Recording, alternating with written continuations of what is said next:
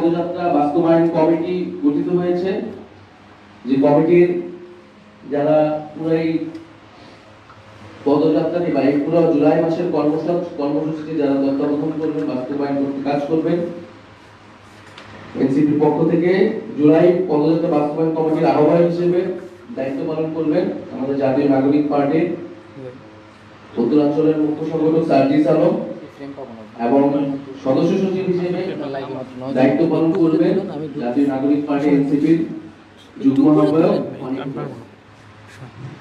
আমরা কমিটি এবং আমরা কোন রুটে যাব, কোন কোন জেলায় কবে থাকবো, এই বিস্তারিত আমরা হয়তো সোশ্যাল মিডিয়ায় এনসিপির ফেসবুক পেজে আমরা এটা হচ্ছে হাতটা একটু উপরে তুলুন, সমস্যা নেই।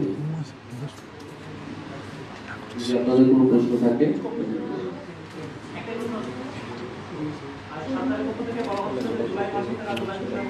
কি সে ভাই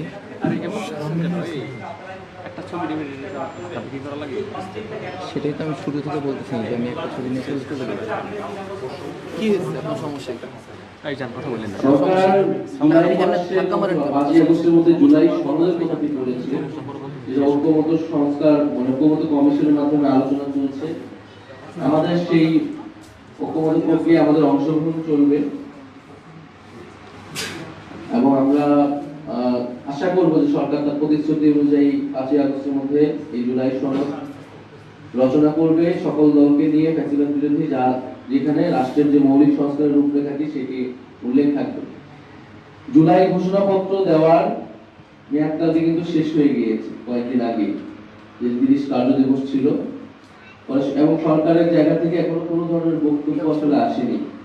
এটি তারা মানে কেন দিতে পারেনি বা আবার কবে দিতে চাচ্ছে বা এই ধরনের কোনো পরিকল্পনা। ফলে আমি মনে করবো যে সরকার যেহেতু ব্যর্থ হয়েছে, আমরা কারো উপর নির্ভরশীল নই। এই জুলাই ঘোষণাপত্র দাবিটি আমাদের পক্ষ থেকেই উঠেছিল, সেই সময় বৈষম্যবিরোধী ছাত্র আন্দোলন এবং জাতীয় নাগরিক কমিটির পক্ষ থেকে উঠেছিল। অর্থাৎ অভ্যুত্থানকারী যে ছাত্র জনতা আমাদের সাথে যুক্ত হয়েছিল, তাদের যে নেতৃত্ব, আমরা মনে করি এটা তাদেরই দায়িত্ব। যদি সরকার বা যে কোনো রাজনৈতিক দল সেটি সম্মত না হয়, এটি অবশ্যই আমাদের দায়িত্ব এই ঘোষণাপত্রটি জনগণের উদ্দেশ্যে, জনগণকে সাথে নিয়ে একটি ঘোষণাপত্র রচনা করা। ফলে আমরা আমাদের মতো করে এই ঘোষণাপত্র পাঠ করব। এটা ছাত্র জনতার পক্ষ থেকেই হবে। জুলাই গণঅভ্যুত্থানে যারা অংশগ্রহণ করেছিল, যে সকল শক্তি, আমরা তাদেরকে আহ্বান করব, তাদের সাথে কথা বলবো।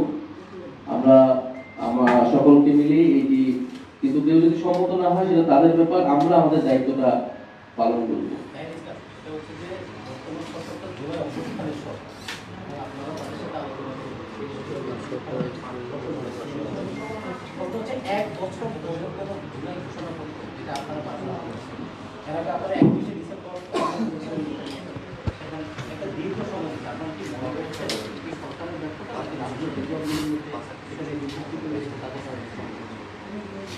যেহেতু সরকার দায়িত্ব নিয়েছিল, ফলে ব্যর্থতার দায় সরকারকে নিতে হবে বা সরকারকে স্পষ্ট করতে হবে সরকার কোথা থেকে বাধা পাচ্ছে, তাদের কারণে এটি হচ্ছে না।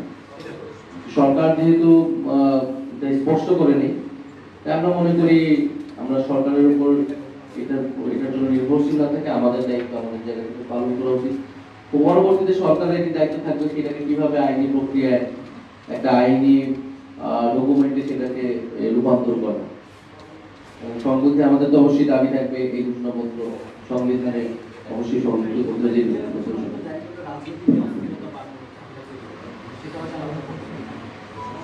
না, আমরা তো 31 ডিসেম্বর এই কর্মসূচিটি হাতে নিয়েছিলাম। যখন সকল পক্ষের সাথে সরকারি জায়গা থেকে এটি দেওয়ার কথা বলা হয়েছিল, আমরা কিন্তু সেই কর্মসূচি থেকে কিন্তু ছাত্ররা সরে এসেছিল ঐক্যমত্যের স্বার্থে, এবং 31 ডিসেম্বর থেকে আজকে কতগুলো মাস পার হয়ে গেল। ফলে এটি অস্থিরতা কমবে না, বরং এটি যে জুলাইয়ের যে আকাঙ্ক্ষা ছিল, বরং এটি আমাদের যে শহীদ পরিবার, আহত এবং যারা আন্দোলন করেছিল তাদের মধ্যে অস্থিরতা তৈরি করেছে। সেই অস্থিরতা কমাবে। জুলাইকে একটা ঐতিহাসিক যে প্রেক্ষাপট, সেই প্রেক্ষাপটের সেই সম্মানটা, সেই লিপিবদ্ধটা আমরা সেই দেশে লিপিবদ্ধ করতে পারবো। এটা 1 বছরের মধ্যেই আসলে করা উচিত। ফলে আমরা আমাদের দায়িত্ব সেই লক্ষ্যে পালন করবো এবং এই ঘোষণাপত্র ইস্তিহার রচনার জন্য আমাদের সারা দেশে যাত্রা।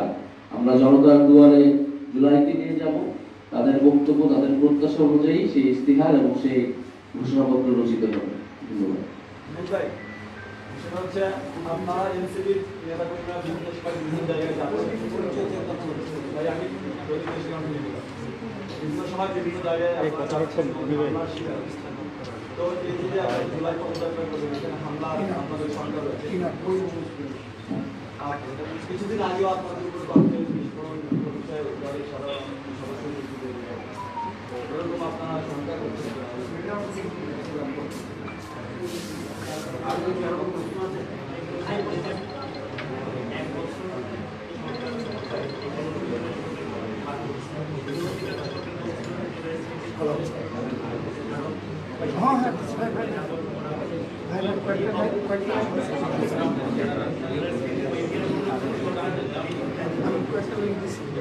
এটিতে আসলে সরকারের জায়গা থেকেও পুরো মানবিক পরিকল্পনা নিয়েছে।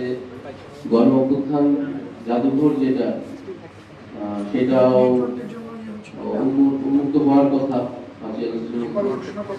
এই মাসের মধ্যে আসলে আপনারাও দেখতে পারবেন, আমরাও দেখতে পারবো। সরকার তাদের দায়িত্ব পালন করেছে, ইতিহাস সংরক্ষণ করে। এটার জন্য আমাদের দেখতে হবে আগামী মাস। ঠিক আছে।